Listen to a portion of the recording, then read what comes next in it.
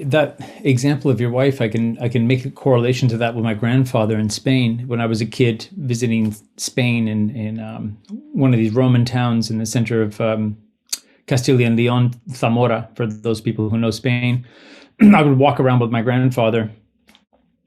I mean, at that point, I was already practicing yoga and meditation, and I walked with my grandpa. Oh, no, actually, sorry. This is when I was really young. When I was 12 years old, the first time I remembered, I connected it to what I was doing with my practice later in time. But maybe it was 12 years old, walking down beside the river in the town, and my grandfather looking up at the sky, and he's going, "Oh, there's no sky like the Castilian sky at night." And I can just remember there being a kind of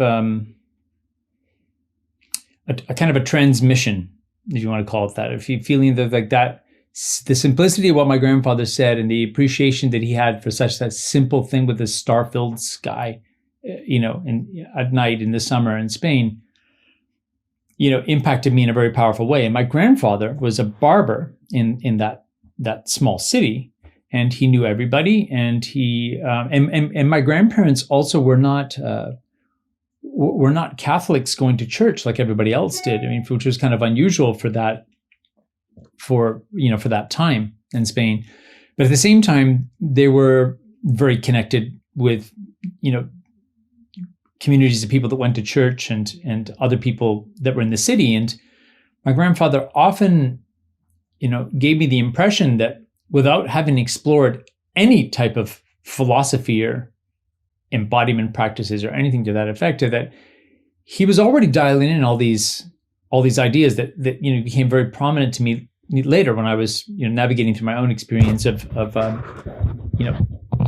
exploring contemplative practices.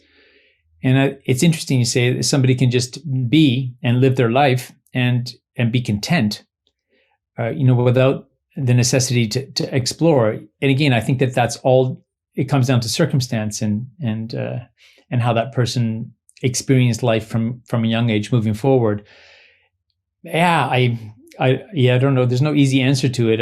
Obviously we're doing a lot of work on ourselves. Other people, it seems like there's no work necessary to be done rather than just being, And I think a lot of those references come up in philosophy and in contemplative practice too. It's just like be present, be in the moment, be mindful, and everything will work itself out, even if it's not what you had anticipated it would be.